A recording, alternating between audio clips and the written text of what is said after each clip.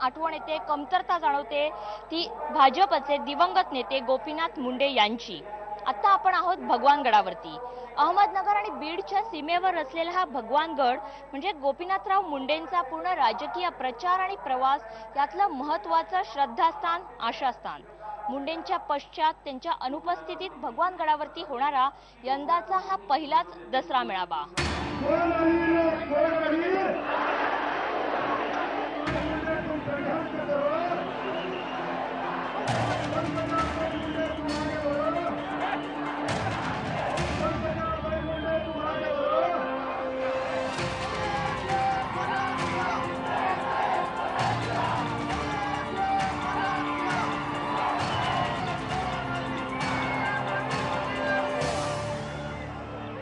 शिवाजी पार्कवरच्या दसरा मेळाव्यासोबत जितकं शिवसैनिकांचा भावनिक नातं आहे तितकंच मुंडे समर्थकांचं भगवानगडावरच्या या दसरा मेळाव्यासोबत। पण हा दसरा मेळावा कधीच राजकीय नव्हता। गोपीनाथ मुंडेंनी त्याला राजकारणाच्या केंद्रस्थानी आणलं। इतकंच नाही तर महाराष्ट्रातल्या ओबीसी राजकारणाचं भगवानगड हे केंद्रबिंदू ठरलं। पण मुंडे हयात असेपर्यंत या दसरा मेळाव्याला महाराष्ट्रातल्या सर्व ओबीसी नेत्यांना ते निमंत्रित करीत आणि ते नेते उपस्थित सुद्धा राहत। यंदा निवडणुकीच्या पार्श्वभूमीवर मात्र हे चित्र आपल्याला बदललेलं दिसते। भाजपचे अध्यक्ष अमित शहा यांच्या उपस्थितीत भगवानगडावरचा हा दसरा मेळावा होतोय। एका अर्थानं ह्या मेळाव्याचं झालेलं हे भाजपीयकरणच आहे।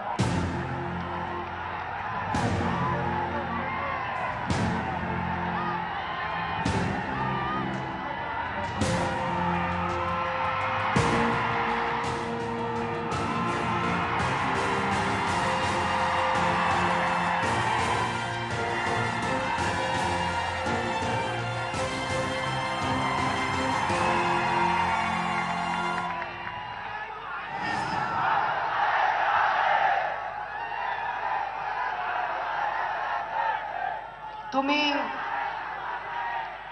माझ्या सोबत आहात हीच माझी ताकद आहे। आज दसऱ्याला या भगवानगडाला लोकही तेवढेच आहेत, गर्दीही तेवढीच आहे, उत्साहही तेवढाच आहे। पण भगवान बाबाची समाधी सुद्धा आज मला उदास भासली, कारण गोपीनाथ मुंडे इथे नाही। कधीच मी दसऱ्याला बाबांच्या शिवाय दर्शनाला भगवान बाबांच्या येईल असं मला स्वप्नात देखील वाटलं नाही। योगायोग बघा, आज 3 तारीख आहे। आज मुंडे साहेबांचा स्मरण दिन आहे, त्यांचं पुण्य स्मरण आहे, त्यांचा मासिक श्राद्धाचा दिवस आणि आजच दसऱ्याचा दिवस। योगायोग आहे मुंडे साहेबांचा भगवान बाबांवर प्रेम, श्रद्धा।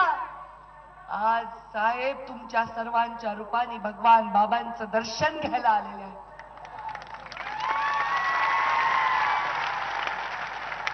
त्या सावलीचा उल्लेख कोणी भाषणात केला, ती सावली तो ढग बनून साहेब आपल्यावर भगवान बाबांच्या आदेशाने धरत आहे।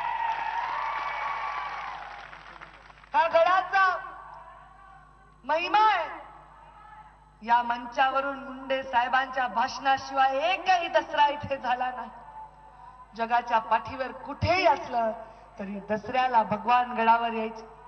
मुंडे साहेबांचं स्वप्न होतं, मला म्हणायचे पंकजा मला गावागावात रस्ते करायचे। नाथा भाऊ तुम्हालाही फोन आला असेल साहेबांचा, जिल्ह्याचा प्लॅन माझ्याकडे पाठवा। सगळ्या विरोधकांना सगळ्यांना फोन केले, पांदन रस्ते करतो, गावात पाणी देतो, घरकुल करतो। या ऊसतोड कामगारांना, या गरीब माझ्या जीवापाड मला जपणाऱ्या, माझ्या या कगोईता घेऊन कष्ट करणाऱ्या ऊसतोड कामगाराला हक्काचं घर मी येणाऱ्या काळात दिल्याशिवाय राहणार नाहीये मुंडे साहेब म्हणत होते। अनेक स्वप्न त्यांचे ते डोळ्यात घेऊन त्या दिवशी ते गेले। त्या दिवशी मला वाटलं मी माझ्या पायावर उभी राहू शकणार नाही, पण नामदेव शास्त्रींनी माझ्या डोक्यावर पितृछत्र धरलं, मला भगवान गडाची कन्या केलं। एवढा मोठा सन्मान कुणाला मिळेल? तुम्ही म्हणलात ताई आम्ही साहेबांना तुमच्या तुमचे मुंडे साहेब, जर मी तुमचे मुंडे साहेब आहे, रोज मी आरशासमोर बघत होते कुठे आहे माझ्यामध्ये मुंडे साहेब.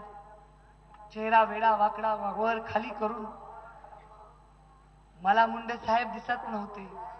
पण मी जेव्हा मला तुमच्या डोळ्यात पाहिलं तर माझं प्रतिबिंब माझं नव्हतं, मला गोपीनाथ मुंडे तुमच्या डोळ्यात दिसले.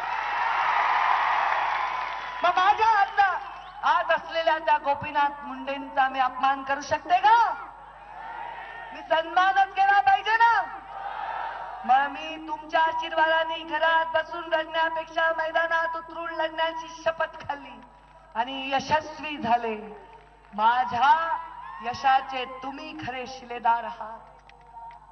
बुद्धिबळाचा हा पाठ आहे.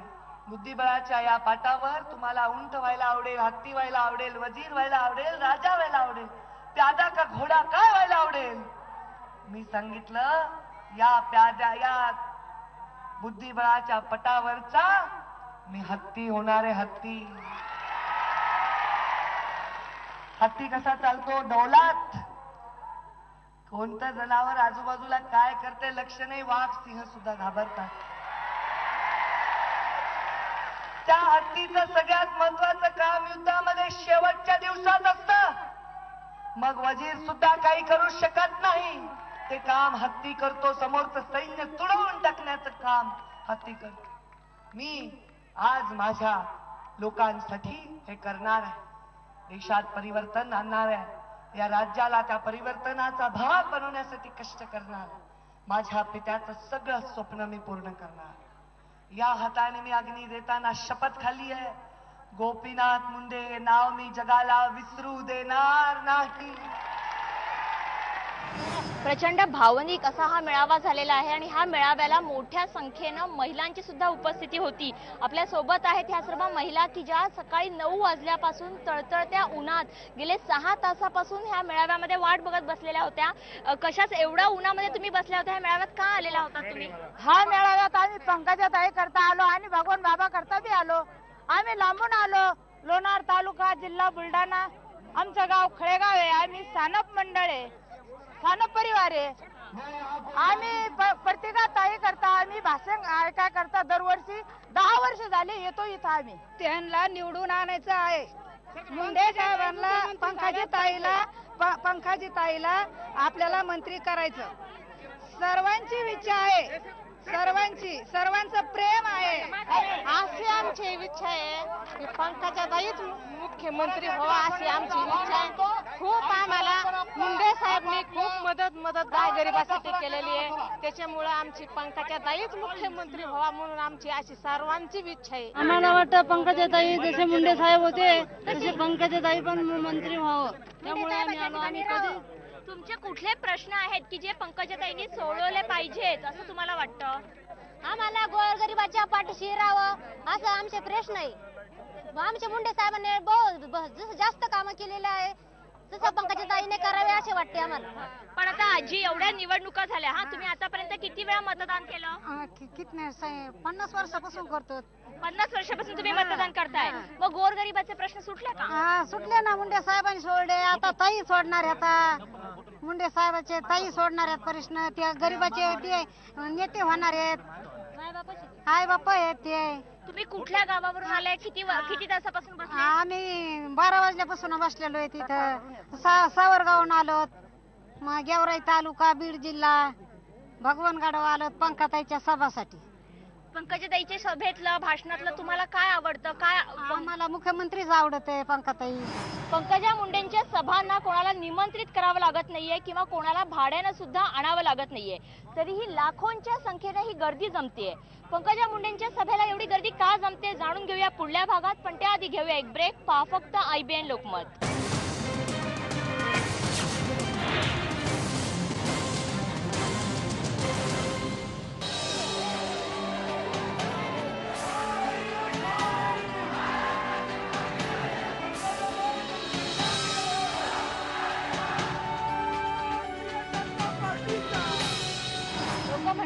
पंकजा ताईमध्ये आम्ही मुंडे साहेबांना बघतोय.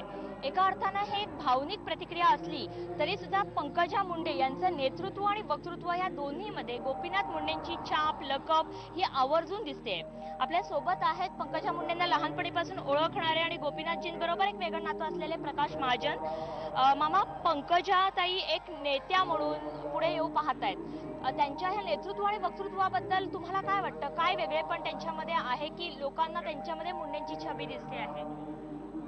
मुळात कसं आहे की वक्तृत्व हा तिला रक्तातून मिळालेला गुण आहे आणि थोडा बहुत प्रमोद महाजन किंवा महाजन कुटुंबियाचं त्यात आहे. पण नेतृत्वाचे 100% गुण किंबहुना संघर्ष यात्रेतले काही दिवस मी त्याच्या सोबत होतो किंवा आता तिकीट वाटप असेल, बंडखोरांना समजावणं असेल किंवा जनतेशी संपर्क असेल, मला वाटतं ती गोपीनाथरावपेक्षा एक पाऊल पुढे नक्कीच आहे.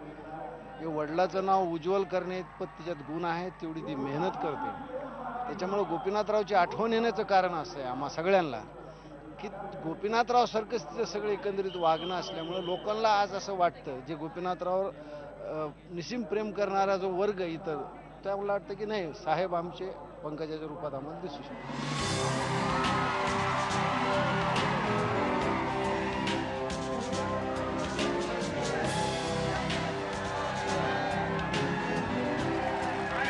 राज्यातल्या प्रमुख पक्षांचे प्रमुख नेते सुद्धा बारामतीमध्ये जाहीर सभा घेणं टाळत आलेले आहेत. मात्र ह्याला अपवाद आहे ते फक्त एकच नाव, ते म्हणजे पंकजा मुंडे. आपल्या एल्गार यात्रेदरम्यानच पंकजा मुंडेंनी बारामतीमध्ये जंगी सभा घेतली आणि ती प्रचंड गाजली. गोपीनाथ मुंडेंकडनं मिळालेला वारसा आणि त्यानंतर कष्टाने अनुभवांनी त्यांना पाडलेले पैलू, त्यामुळेच पंकजा मुंडे एकाच वेळेस लोकांपर्यंत थेट पोहोचतात, लोकांशी कनेक्ट करू शकतात, लोकांच्या भाषेत बोलतात. एकाच वेळेस लोकांच्या भावनांना हात घालणं आणि विरोधकांवरती तुटून पडणं, आक्रमकपणे तुटून पडणं, ह्या दोन्ही गोष्टी त्यांना कशा शक्य होतात हे जाणून घेऊया पुढल्या भागात. पण त्याआधी घेऊया एक ब्रेक. पहा फक्त IBN.